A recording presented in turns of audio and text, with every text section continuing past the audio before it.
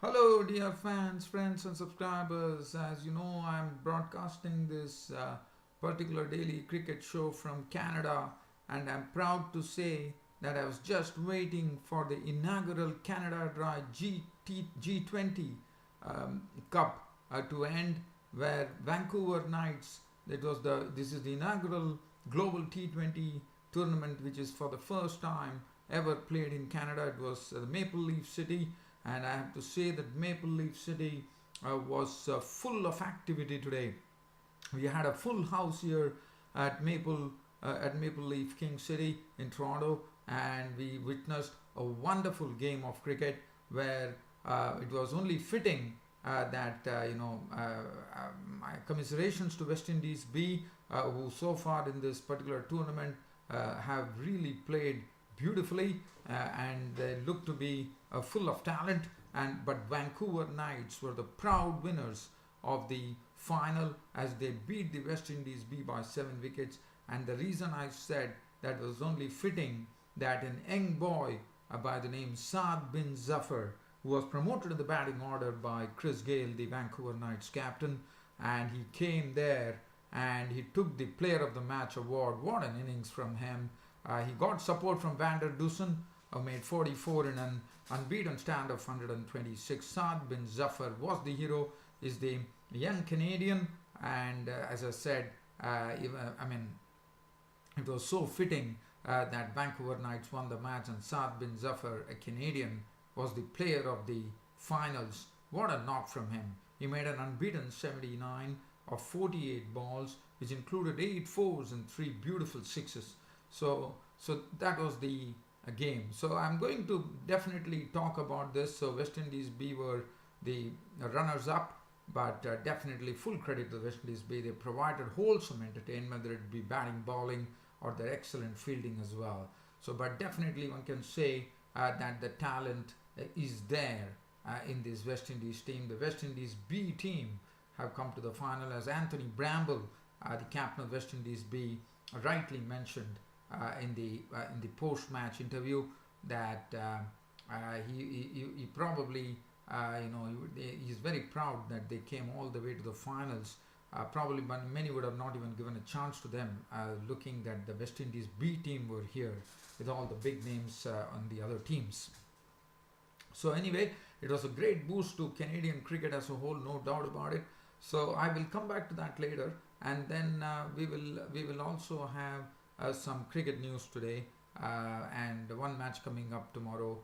A very sneak preview, I would say, where Zimbabwe, the crippled Zimbabwean team, will be facing on Pakistan in the second ODI.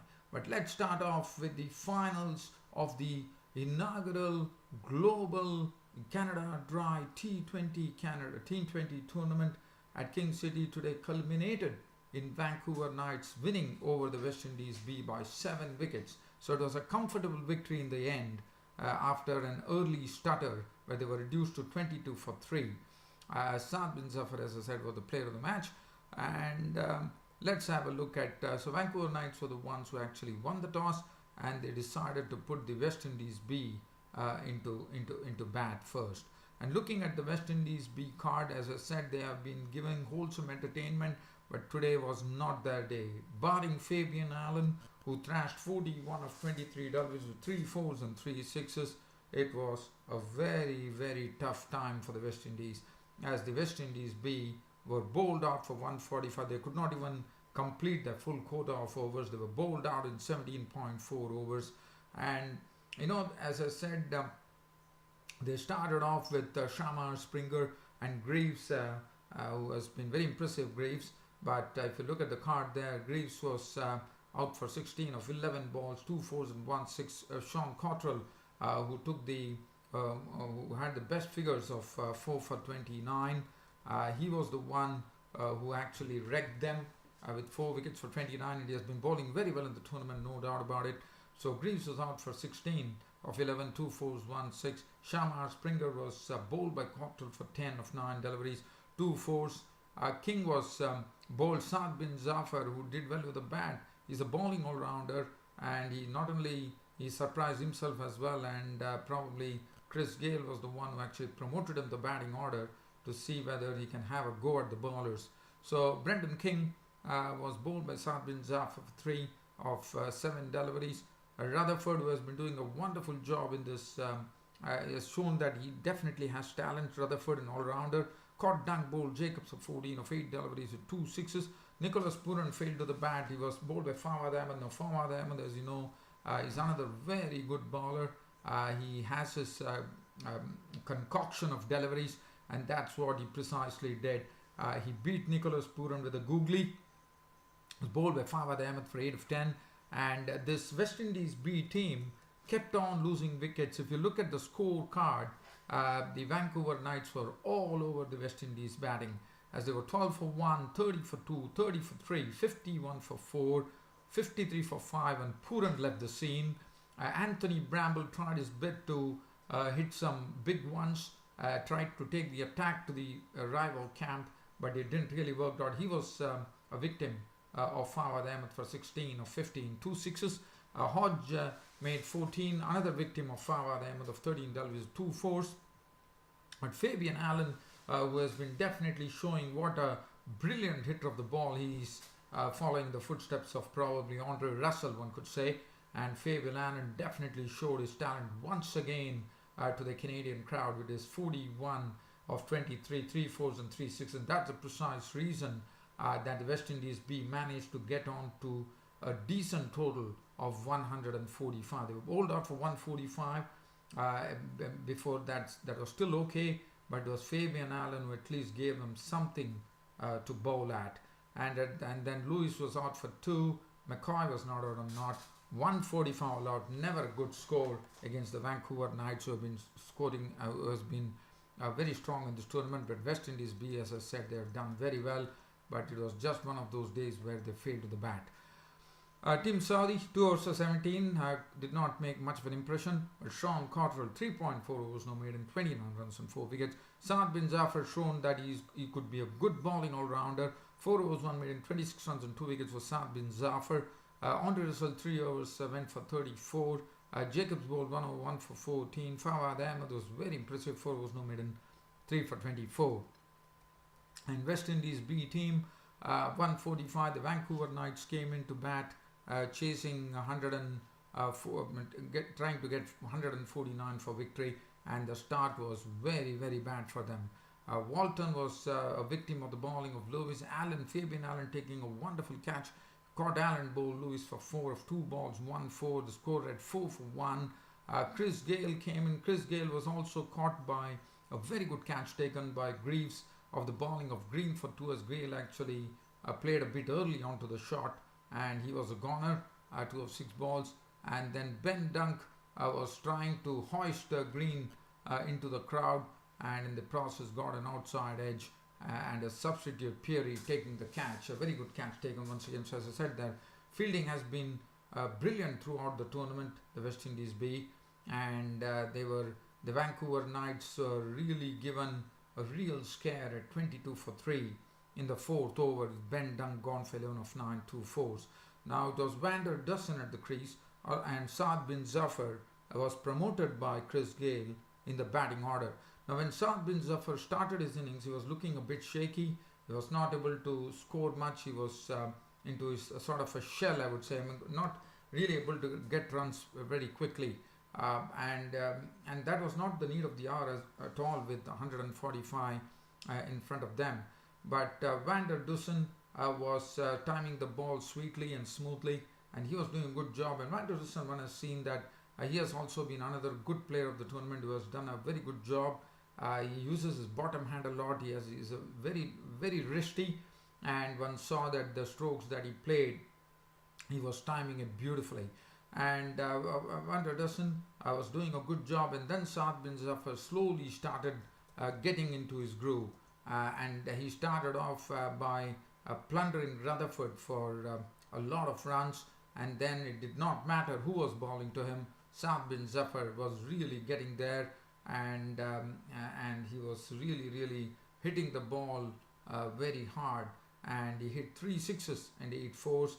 At the other end, Vander Dussen was doing a good job by giving all the strike to Saad Bin Zafar, and Saad Bin Zafar, as I said, is a local Canadian from Toronto, and he did a wonderful job to take his team to victory. And after that, the West Indies B team, and suddenly we saw that once Van der Dussen, Saad Bin Zafar went after a few overs, they settled down a bit, and after that there was no stopping them.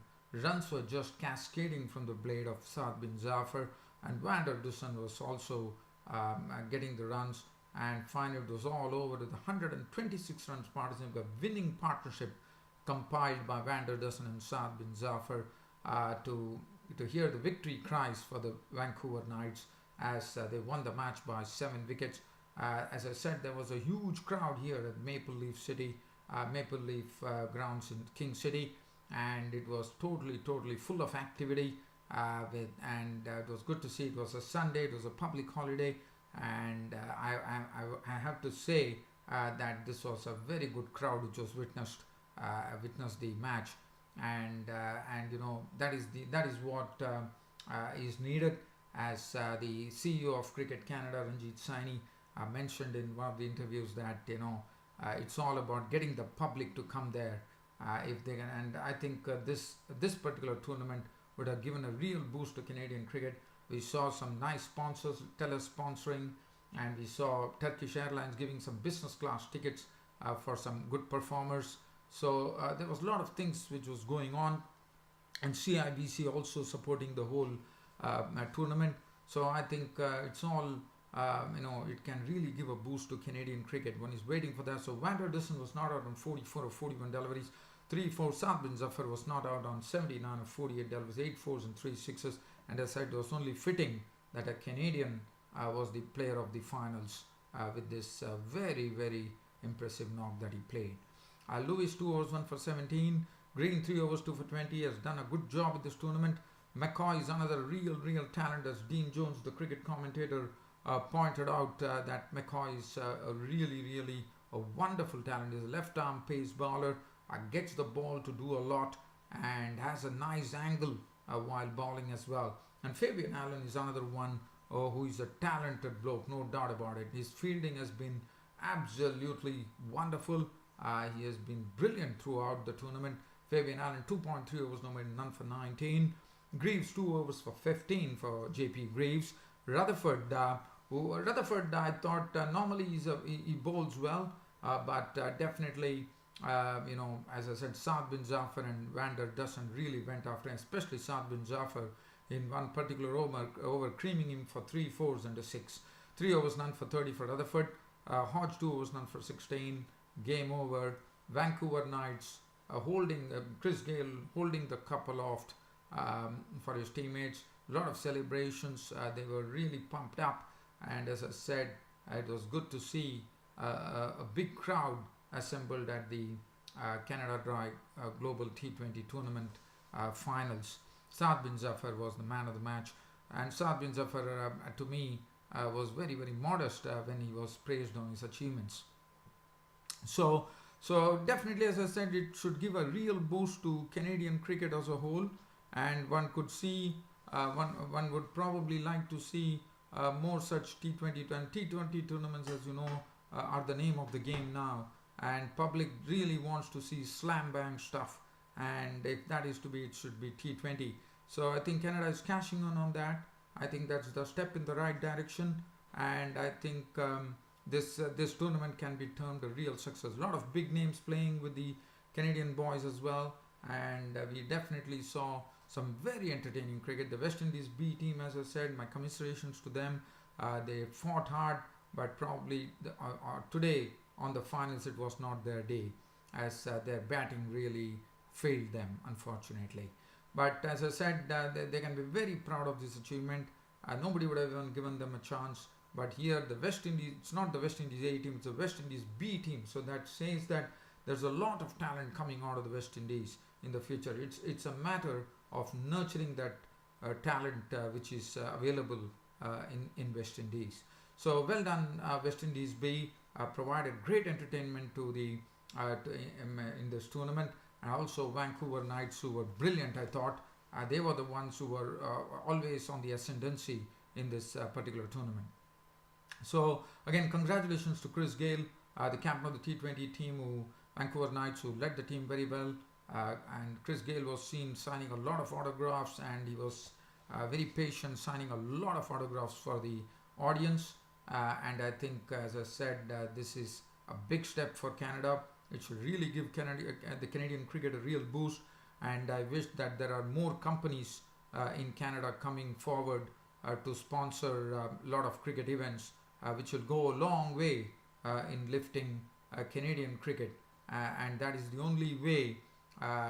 It's all about getting everybody to play cricket in Canada, bring the crowds along, and then and see that whether that can transform into more and more people in Canada taking up to cricket, and then Canada once again, as how they came to the World Cup, one wishes that they once again take that step, and they try to once again make a pitch to be noticed in the cricketing world. Well, dear fans, friends and subscribers, so that is as far as Canadian tournament is concerned. It's all done and dusted.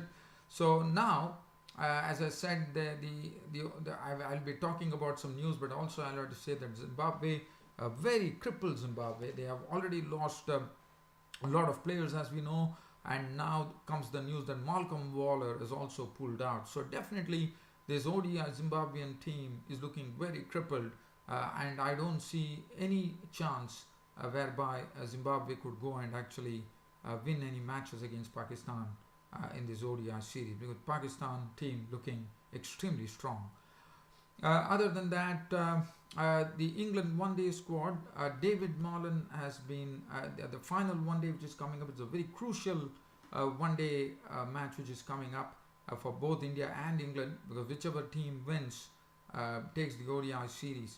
So it's a must-win for both the teams. So James Swens, who has been scoring a lot of runs, is replacing David Mallon, who was initially named in the England one-day squad. But David Mallon, I'm told, he has not been scoring very well in the Vitality T20 blast that is going on. He's not been in the news at all. He has not even got into double digits, which is very sad. So James Swens, who has been scoring in a very good manner, has replaced David Mallon. And other than that, one has to say that it is really, as I said, the Zimbabwe, one feels very sorry that the Zimbabwean team, which one thought that was really coming slowly, coming up in a big way, and suddenly they find that a lot of players are not there, and that is not really helping Zimbabwean cricket, according to me. Other than that, there's nothing to share. Yesterday I forgot to tell you that Mahendra Singh Dhoni has become the 4th Indian player to get in the 10,000 runs bracket in ODIs, after the great Sachin Tendulkar, Rahul Dravid, and Sourav Ganguly, the top 3, as we all know, once upon a time. And so Mahendra Singh Dhoni becomes the 4th Indian player to have got 10,000 runs in one-day internationals. Well, dear fans and subscribers, there's nothing to really talk about. It's about time for me to wind up this daily cricket show. So good night by congratulating the Vancouver Knights for winning the inaugural Canada Dry Global T20 tournament. And as I said, is this the beginning of Canadian cricket in a big way as far as Canada is concerned? Thank you.